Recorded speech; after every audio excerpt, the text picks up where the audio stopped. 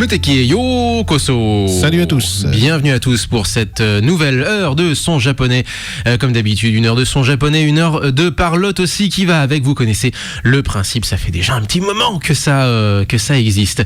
Comment vas-tu mon Léo ? Ça va bien, après Mangazur, ça va bien. Voilà, j'allais justement rebondir sur ça. Nous étions à Mangazur la semaine dernière en lieu et place. Nous avons bien entendu prévu un petit mix et ce mix était centré sur le reggae. Je vous invite donc à le réécouter si jamais vous l'avez pas encore entendu. Et je suis en train de régler le micro pendant ce temps parce qu'on est super fort. C'est clair. On va quand même pas vous agresser comme ça de bon matin tout de même. C'est le reggae, yeah man, yeah.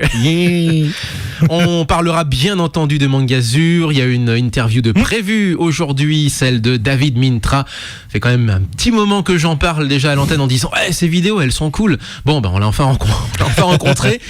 Et voilà, l'interview est prévue en cours de en cours d'émission. Et on s'arrêtera aussi, enfin évidemment on fera un petit ressenti de Mangazur. Comme ça, en 2 mots, c'était bien. Ouais, c'était bien. C'était excellent, comme d'habitude. Bien. Voilà. Ouais, là, humain, voilà. Etc. Ouais, c'est ça. Là, on a plus senti la Corée aussi, commencer à apparaître dans Mangazur. Déjà l'année dernière, mais là, on l'a bien senti. Et ça fait déjà quelques années. Oui, mais là, pas mal. Pas mal. Alors également dans cette émission, on va aussi parler quelques minutes également de rugby parce que il y avait le tournoi de rugby à 7 de Kitakyushu. C'était l'étape japonaise du circuit mondial chez les filles. Et il y a beaucoup de choses à en dire. Ouais, on va pas il s'est passé beaucoup de choses. En fait, il s'est pas passé en fait beaucoup de choses. C'est bien ça le souci en fait. On va en parler un tout petit peu effectivement. On va pas s'étaler non plus, mais voilà, il y a ça. Et puis voilà. J'ai 2-3 petits trucs, 2-3 petites news, actualité du Japon. Un coup de gueule et un coup de cœur en fait. Un coup de gueule, un coup de cœur, d'accord, ça marche. Ouais, tout à fait. Pour ouvrir cette émission, nous avions Universe, c'était sous ce nom-là puisque c'est sous le nom de son groupe qu'il a performé, en tout cas cette chanson qu'il l'avait enregistrée puis réenregistrée pour les besoins de la série Bleach. Il s'agit de la chanson... Qu'est-ce que je raconte moi ? Oui, c'est ça. C'est le matin les gars, vous inquiétez pas. C'est le matin, les gars, Universe. Oui, c'était bien Haru qui était présent du côté du Mangazur, qui est encore présent aujourd'hui, là, ce week-end. En France, tu veux dire ? Non, en Belgique, du coup. Ah, en Belgique. Et oui, il était en France jusqu'à hier soir, et puis désormais, dernier concert en Belgique, et après, il rentre à la maison. Le titre, c'était Echoes, 24e ending de Bleach. Voilà pour la référence, si vous la cherchez, lui était venu. On le rappelle donc en solo, mais ça l'a pas empêché, évidemment, de chanter quelques chansons de son répertoire de groupe. Voilà, ils sont quand même pas quittés en mauvais termes. D'ailleurs, c'est juste une pause, visiblement, je ne sais pas. Voilà. C'est relativement... Donc, c'est autorisé. Voilà, c'est pas un divorce et tout. Ouais. Allez, on va enchaîner donc sur un des autres intervenants dans ce Mangazur. Il s'agit de Claude Yoshizawa. On va pas le faire intervenir à l'émission, mais on va lui dédier cette première petite chanson. Ça va nous ramener dans les années 70 et aussi à titre perso parce que je suis en train d'écrire justement quelques petits trucs sur l'histoire de la musique au Japon et notamment qui était la première idol. Alors c'est un vrai mystère, etc. La première idol.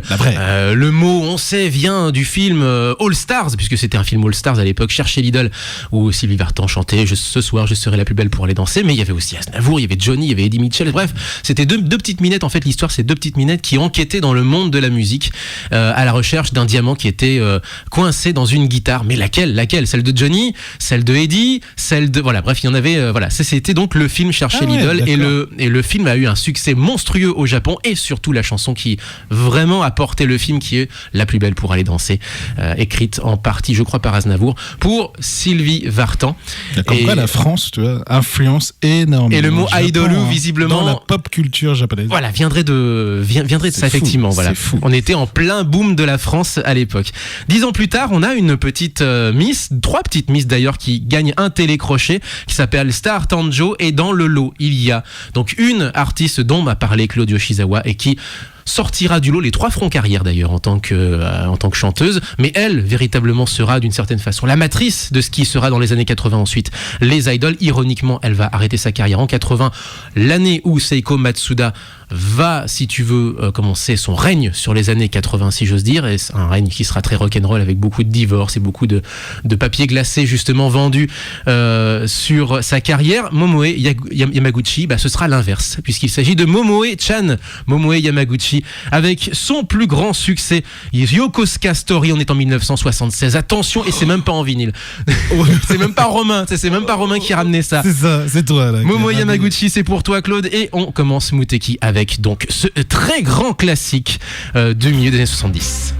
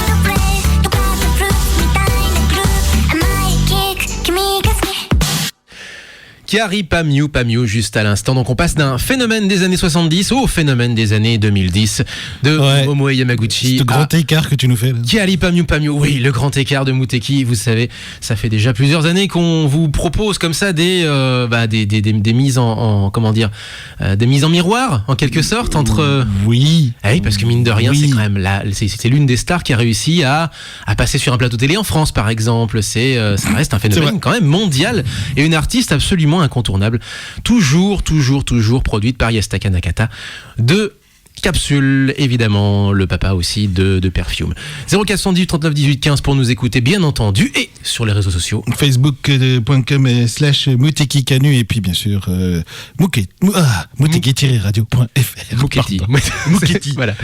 Et donc on parlait de Momoe Yamaguchi qui a une histoire. Moi j'ai tranché dans mon histoire sur Momoe-chan parce qu'effectivement elle est longue comme le bras. Et sa carrière paradoxalement est super courte. Elle a 7 années de carrière seulement et 22 albums. C'est 22 albums en 7 ans. Pour l'époque en tout cas. Staccanoviste. En plus de ça, faut compter aussi les films et dramas dans lesquels elle a joué. Ah ok.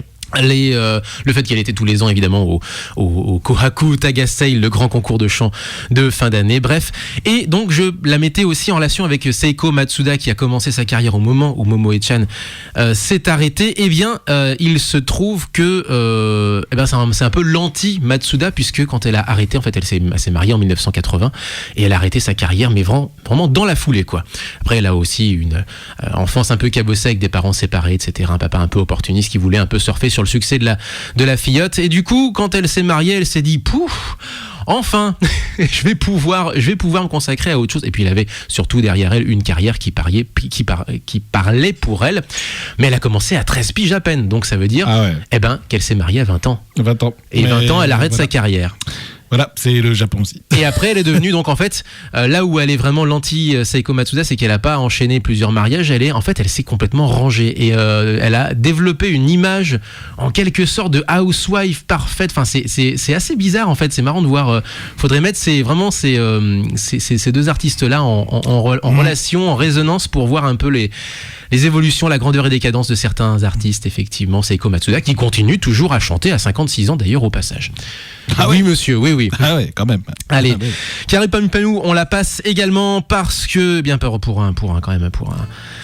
un but assez précis puisqu'elle sera sur la scène de Brighton à The Arch à Brighton, ce sera le 18 mai prochain.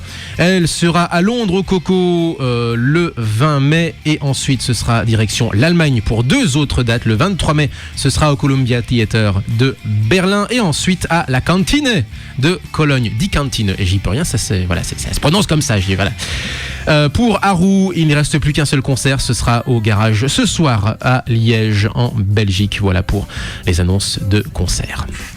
Yeah. On va enchaîner donc avec l'interview de David Mintra. David Mintra, qui es-tu? Mais David Mintra, c'est un vidéaste, un réalisateur, youtubeur, mais pas youtubeur tout à fait face caméra. On est plutôt dans des reportages avec aussi du second degré, faut quand même le dire, mais toujours à la recherche de l'identité en quelque sorte profonde du Japon. Il y est allé plusieurs fois, il va nous expliquer justement. Et sa série de vidéos s'appelle Japon, qui es-tu? Mais en plus de ça, il vient en convention faire des conférences stand-up et il vous en dira un petit peu plus dans un petit moment, dans quelques secondes. David Mintra, donc, qui était à notre micro, c'était pour Mangazur et donc c'est tout frais, tout chaud, sorti du four et c'était la semaine dernière. David Mintra, bonjour. Bonjour, merci de m'accueillir. Et donc on est ensemble ici à Mangazur. David Mintra, je rappelle, vidéaste, réalisateur, chroniqueur, vlogueur aussi. Enfin, comment on peut te définir? Oh, c'est difficile parce que je fais plusieurs choses. Bon, je suis ingénieur de jour. Je réalise des vidéos documentaires la nuit et le week-end, je fais des conférences, des show-conférences. Donc, difficile à dire. Je suis multifacette, on peut dire ça. Et ben justement, c'était un show-conférence que tu nous as présenté hier, un show-conférence avec un titre, mais alors ultra accrocheur, qui est comment gâcher son voyage, non, comment rater son voyage au Japon exactement. Donc l'anti-conseil, enfin les conseils, mais en fait anti-conseil en quelque sorte pour son voyage dans l'archipel.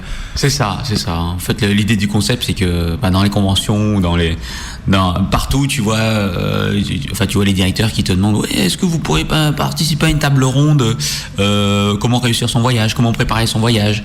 Avant, j'étais visiteur, avant d'être un invité, et je voyais que les gens s'agglutinent en masse dans ces conférences, puis au fur et à mesure, ils disparaissent.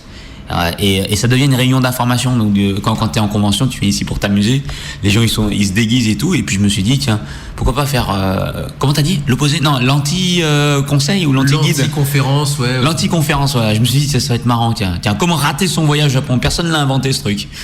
Et voilà, et donc je me présente comme David Mintra, l'expert mondial dans le plantage, dans les relations diplomatiques avec le Japon, tu vois. Et le précédent titre, c'était un rouleau de printemps vous donne des conseils d'experts pour rater votre voyage au Japon. Un rouleau de printemps, on précise, les origines vietnamiennes, je suppose. Voilà, c'est ça. C'est ça, ouais. T'es bien cultivé, ouais, c'est ça. Mintra, ouais, voilà. Mais alors, du coup, toi, tu es d'origine vietnamienne, mais est-ce que c'est vrai, ce que tu racontes dans la conférence, que les gens t'ont vraiment pris pour un local au final? Ouais, parce que avec ma coupe, parce que j'adore leur style vestimentaire, j'adore. Looké en plus. Voilà. Ouais, j'adore leurs vêtements. À Shibuya, tu vois. Enfin, moi, je suis pas mal influencé par leur style et ma façon de m'habiller et puis ma coupe de cheveux, tout ça. Enfin, ils m'ont pris pour un japonais effectivement. Donc du coup, quand tu portes un bandana avec un message dessus marqué spécial attaque, donc on a dû me prendre pour un kamikaze, surtout que je souriais à chaque fois que je voyais des vieilles dames, des moines, et en plus tu combines ça sur le chemin de la philosophie, là t'es un super provocateur, quoi. Le chemin de la philosophie à Kyoto, on précise, mais c'est pas des choses que tu as entendues par le biais d'autres personnes, c'est vraiment des mésaventures qui te sont arrivées. Oui, effectivement, tout ce que je raconte c'est vrai, et c'est ce qui fait que le show conférence est unique, c'est que j'ai vraiment vécu ça, et surtout c'est que c'est très personnel, c'est que je donne des conseils, en plus tu rajoutes la tête d'asiatique comme moi, tu vois, donc du coup tu amplifies l'impact en fait de l'incompréhension entre un étranger et un local. La réalité c'est que en utilisant cette forme d'anti-guide de voyage, je montre aux gens qu'est-ce qu'il faut exactement ne pas faire s'ils veulent le réussir leur voyage.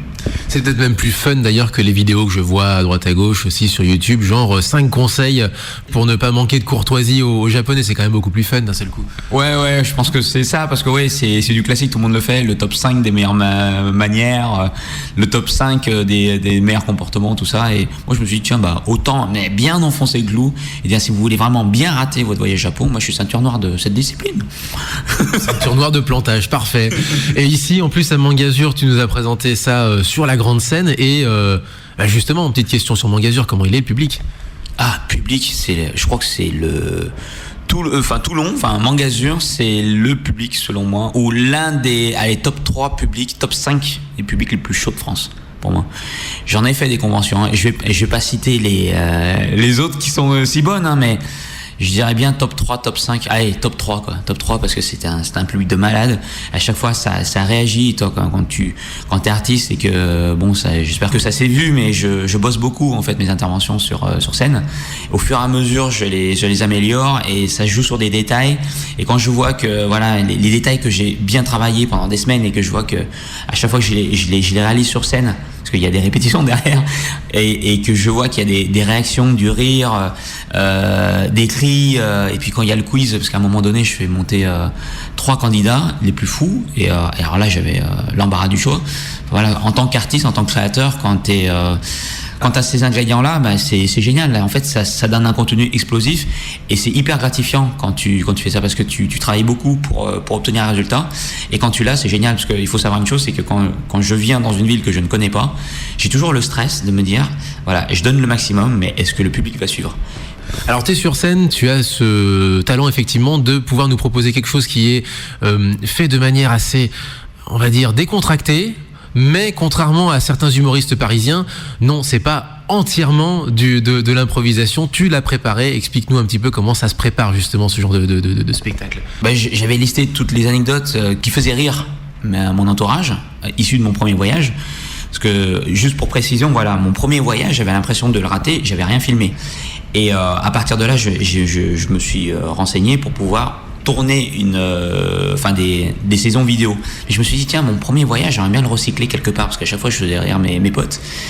Et quand on m'a invité dans les conventions, je me suis dit tiens, au lieu de faire une conférence classique, on va essayer d'écrire un stand-up. Et donc j'ai listé tout ce que j'ai vécu pendant le premier voyage, et à partir de là en fait j'ai commencé à le mettre en scène. Mais il y a quand même une part d'improvisation parce que comment te dire, en fonction de la réaction du public, bon voilà, t'as un squelette, mais j'ai pas écrit de texte en fait. Il y a pas de texte, c'est juste que je sais de quoi je vais parler, et pour être plus naturel et puis pour donner cette impression d'improvisation, c'est vrai que j'ai pas de texte, mais je sais ce que je dis. Donc en fait il y a un sommaire, voilà. En fait le sommaire est calibré, mais l'interprétation, la mise en scène, etc. Je sais à peu près comment je dois bouger, etc. Mais le texte n'est pas du tout appris par cœur. C'est pour ça que je pense que c'est peut-être grâce à ça que ça donne une impression d'improvisation. Enfin voilà, en fait oui, c'est une semi-improvisation, on va dire. T'es parti combien de fois du coup au Japon? Parce que là c'est surtout des récits sur le premier voyage, mais tu es parti combien de fois? Entre 5 et 7. D'accord, chaque fois de plusieurs semaines. Oui, alors la première fois 2 semaines, mais je te conseille pas 2 semaines. 2 semaines c'est le minimum, mais je te conseille pas, plutôt 3 semaines. Après je suis parti minimum 3 semaines à chaque fois. Bon, t'as réussi à sortir de Tokyo, de voir d'autres régions. Tu parlais de Kyoto notamment. Ouais, Kyoto. La première fois j'ai fait les classiques. La deuxième fois j'ai fait des classiques plus des extras. Après j'ai réalisé un rêve. C'est depuis que je suis allé au Japon, je voulais inviter mes parents, donc je les ai invités on a fait un voyage tous les 3 de 3 semaines, mais Tokyo et ses alentours, parce que vu qu'ils sont quand même plutôt âgés. Et après j'ai eu la chance d'être contacté par le gouvernement japonais qui m'a invité pour tourner la Bretagne japonaise. Je suis parti à Kanazawa parce qu'à l'époque c'était il faut savoir, il y a une ligne de chemin de fer entre Tokyo et Kanazawa. Et ils mettaient 4h30 pour rejoindre les deux villes, et ils ont sorti un nouveau train qui rejoint les deux villes en 2h30. Donc ils m'ont dit est-ce que vous pouvez faire une vidéo? Je lui ai dit il n'y a pas de problème. Et 3 ans après, là je reviens d'un voyage en novembre. Ils m'ont dit cette fois c'est pas 3 villes, mais vous êtes sélectionné pour représenter la France, et on vous fait visiter une vingtaine de villes. Je me suis dit banco, j'y vais quoi. Et justement je vais sortir l'épisode de lancement de la saison 3. Alors ça sera soit on est en avril? Ouais, je vais le sortir en avril-mai je pense.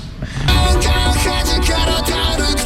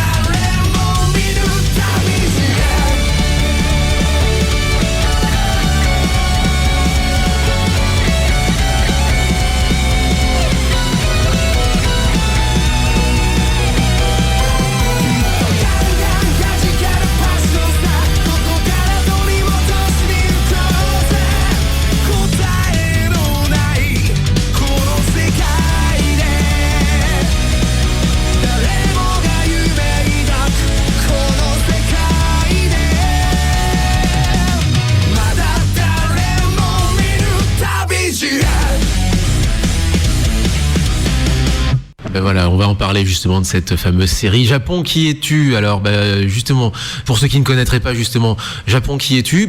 Qui es-tu? Oui, alors pourquoi le titre déjà? C'est que quand je suis allé au Japon la première fois, comme je le disais, j'avais l'impression de l'avoir raté, mais j'avais un sentiment qu'il y avait une âme dans ce pays. C'est-à-dire que chaque détail a un sens. Dans les temples, la propreté a un sens, etc. Et j'ai voulu connaître le Japon, donc je l'ai étudié, et plus j'avançais, et plus j'avais l'impression de m'adresser à une personne. Et au bout d'un moment, en fait, le titre, il est venu de lui-même. J'ai l'impression de m'adresser à quelqu'un, mais Japon, qui es-tu? Et c'est une question qui me taraudait tout le temps. Et j'ai trouvé le titre naturellement. Et ça répondait aussi à la synopsis de cette série, c'est, voilà, Japon, t'as une âme, j'ai envie de m'adresser à toi. Japon, qui es-tu? Et à travers différents épisodes, je vulgarise la culture japonaise. On précise aussi que techniquement, tu réalises ça seul. Seul. T'as pas d'équipe avec toi, quoi? Non, j'en ai aucune. J'aurais bien aimé. Ça dans ton coin. Ouais, le cadrage aussi. Alors des fois, bon voilà, il y a des travelling. Ça, alors c'est la partie marrante. C'est que j'essaye de parler par geste en essayant de trouver un japonais sur la route, en lui disant ouais voilà, est-ce que vous pouvez me prendre en photo, en vidéo? Alors les gens en fait ils rigolent parce que d'habitude ils ont l'habitude de voir des étrangers qui leur demandent de prendre une photo. Moi je leur demande de me prendre en vidéo et je leur montre comment cadrer, faire un travelling, etc. Et c'est fun. Donc à chaque fois voilà, ils me disent mais vous êtes quoi? Vous êtes reporter? Non, je suis vidéaste sur YouTube. Et donc à chaque fois voilà, il y a toujours un échange, et c'est à partir de là que tu crées un contact. Et des fois je les revois, ces gens-là. Je les ai rencontrés juste une fois.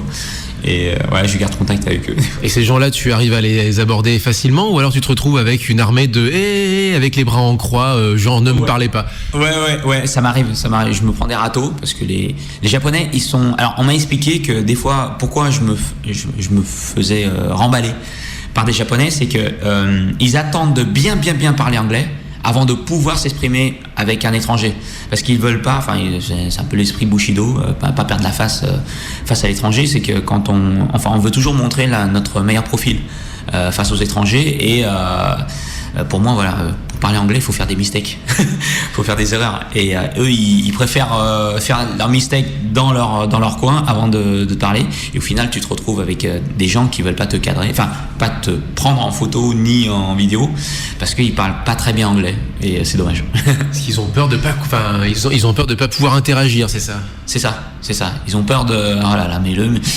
printemps là, il va peut-être me poser une question après, je vais pas pouvoir répondre et je vais perdre la face. Qu'est-ce qu'il veut ce mec en plus? Ouais, c'est ça, là, avec sa tête de japonais, là, il m'a bien eu. J'ai dit sumimasen, tu vois, il prononce super bien. Hi, tu vois, tu sais, t'entends le mot. Oui. Tu vois, hi. Et puis là, tu parles en anglais, tu vois. Avec les mains en croix comme ça, ce qui veut dire, t'as un gros X qui te montre, il te croise les bras. C'est X-Japan, mais on met dans la vie de tous les jours, quoi, finalement. Ah, c'est ça. Et moi, je l'ai pris comme un bras d'honneur. Non, mais c'est violent, hein, c'est gros comme ça, tu vois. Ouais. Et c'est pas un bras d'honneur, c'est juste non. C'est genre, j'ose pas le dire, mais venez pas me parler. Voilà, c'est ça. Je parle pas anglais. Voilà. Toi, est-ce que tu as appris justement quelques mots en japonais, des manières de converser un petit peu, au moins d'aborder les gens, j'imagine? Si. Par exemple, j'avais. Alors, dès que je suis rentré, j'ai appris un truc, tu vas rigoler. J'ai appris comment dire où sont les toilettes. parce que mon premier attache avec les Japonais, c'est de leur demander où sont les toilettes. Donc, excuse me, where is the toilet? J'ai appris ça en japonais, c'est toilet wa doko desu ka. Voilà. Au moins apprendre ça, parce que ça a l'air bête, mais ça a été une horreur la première fois. Et en fait, ma vessie commençait à gonfler. J'ai attendu, j'ai l'impression d'être Obélix qui marchait autour de Shibuya à essayer de trouver des toilettes. Et plus jamais ça se reproduira, parce que je sais où sont les toilettes. Et même si tu prends, tu vois, des toilettes en photo et que tu montes ça à un salaryman, juste pour avoir la paix, il va prendre l'image, il va dire waouh, c'est une belle photo, et là t'en as marre, quoi. Je m'y mets. Donc pour me faire comprendre, j'ai dû mettre ma main entre les jambes pour qu'il puisse comprendre que j'avais envie de me vider. Voilà. Enfin de subvenir à tes besoins naturels, on va dire. Voilà, c'est ça.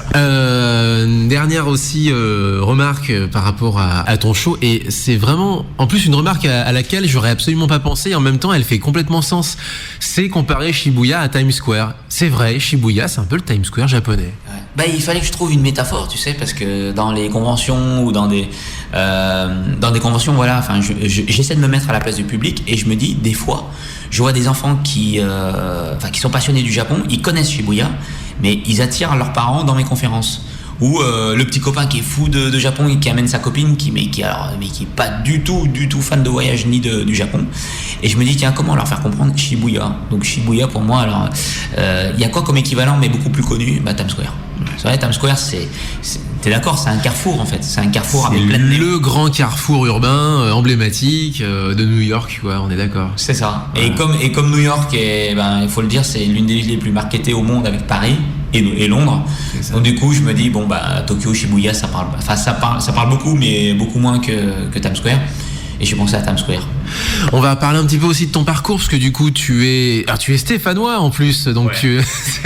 Donc un petit gars de la région en plus de ça. En gros, quel est ton parcours? Qu'est-ce qui t'a fait justement passer de Saint-Étienne à aujourd'hui justement cette audience de convention en convention, si j'ose dire, quoi?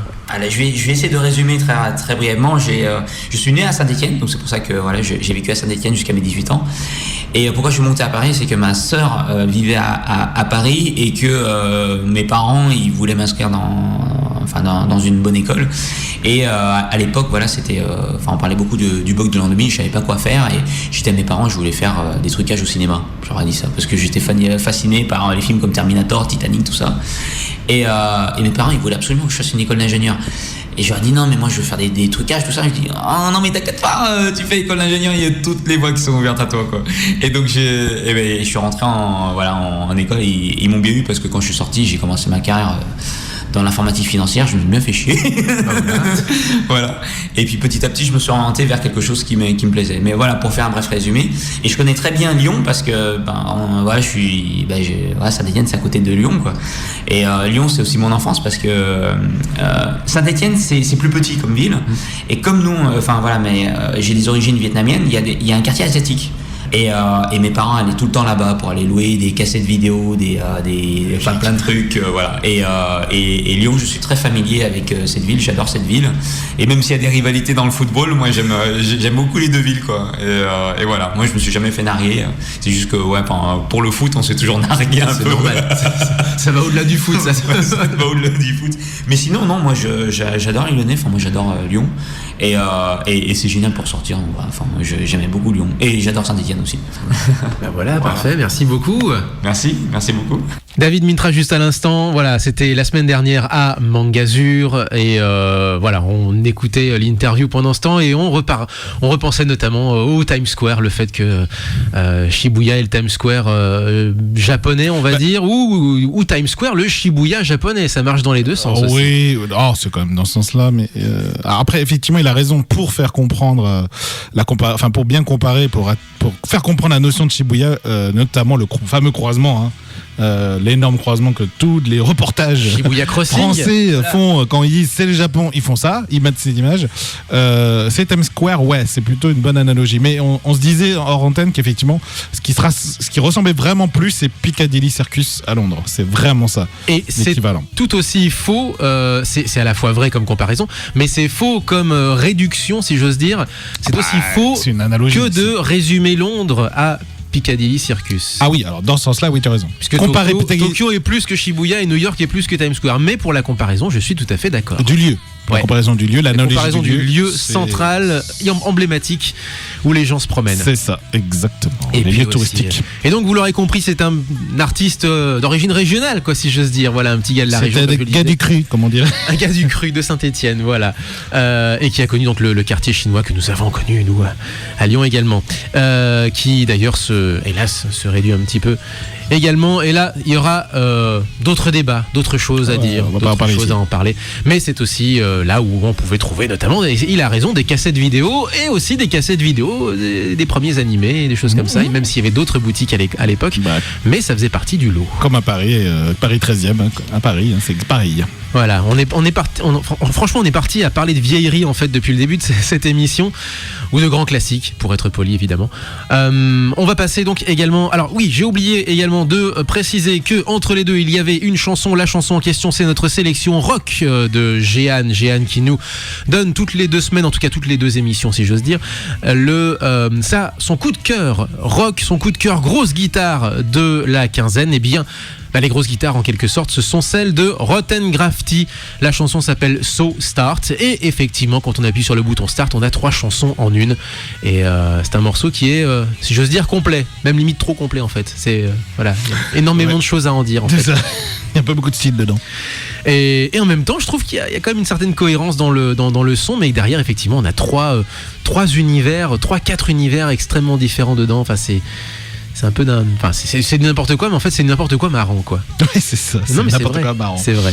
Allez, petit aparté sur le festival Animation, puisqu'on en a parlé il y a 2 semaines de ça. On les avait reçus à l'antenne, donc il y a 2 semaines lors de notre dernière émission à l'antenne ici, là en direct en FM sur Canu. C'est ce week-end que ça se passe. Ça a commencé hier soir. Il y avait la projection du Garçon et la Bête. Vous avez loupé le verre de saké qui va avec. C'est dommage, mais il y a encore 2 autres journées et soirées de projection, avec aujourd'hui Pogno sur la falaise, Marie et la fleur de la sorcière, Les Contes de Terre-Mère, Fairy Tail Dragon Cry et Ghost in the Shell, premier du nom mesdames et messieurs. Et demain dimanche, 2e Razade avec Panda Petit Panda, œuvre de jeunesse, on l'avait déjà dit, de Miyazaki et Takahata.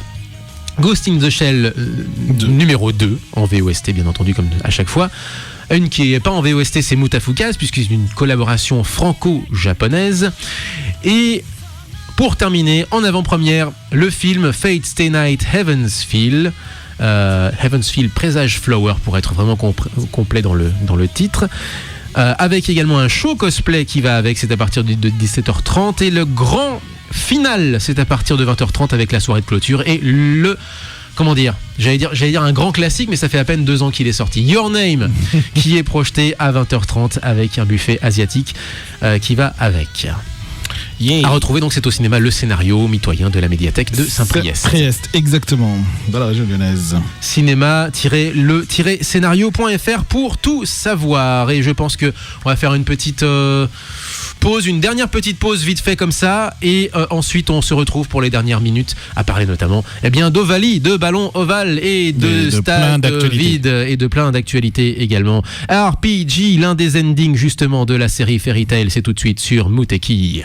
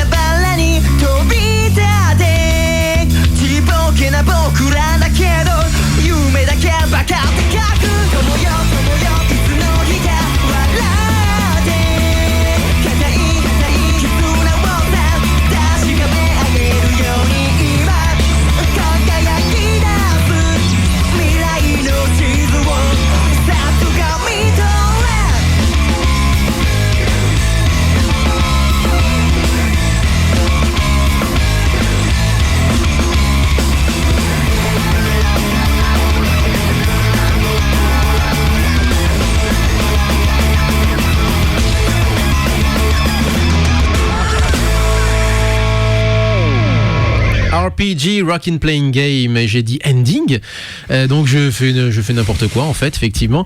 Donc c'est un opening, vous l'aurez compris, signé Sug, donc de Fairy Tail, évidemment en hommage au film qui est projeté ce soir. Et Fairy Tail précisément, ce sera à 17h30. Est-ce que tu as quelques coups de cœur, coups de gueule? Je vais mettre un petit peu de son, de fond sonore comme ça pour nous accompagner pour cette fin d'émission, et on aura bientôt l'ending justement de Mouteki. À toi l'honneur. Alors oui, coup de gueule et un coup de cœur, comme je vous le disais tout à l'heure. Un coup de gueule d'abord, on va commencer par le négatif.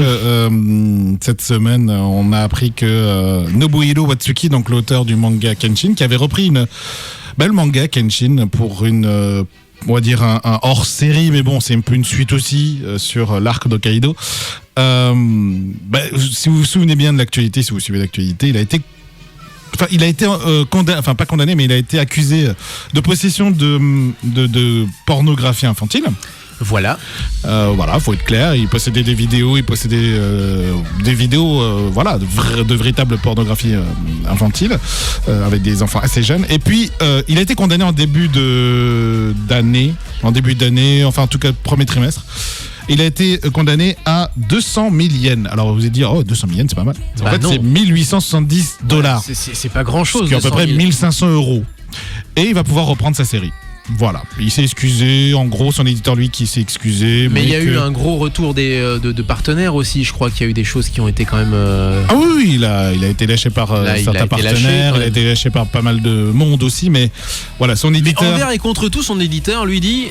Vas-y mon coco. Il a été condamné, il a payé sa peine, et donc il va pouvoir continuer au mois de juin, ça reprend le 4 juin, donc le manga Kenshin. Alors moi j'adore Kenshin, tu le sais, hein, c'est le personnage qui a entraîné mon pseudo j'ai envie de dire, heureusement que l'œuvre est plus belle que son auteur du coup.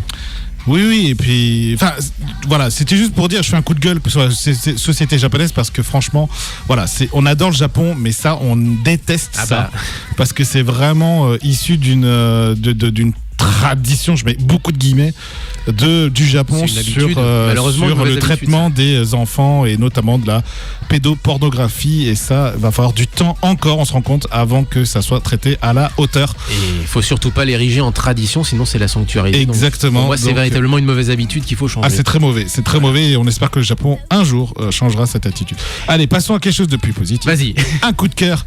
Cette semaine est sorti le premier trailer de l'Attaque des Titans saison 3. Ah, ça y est.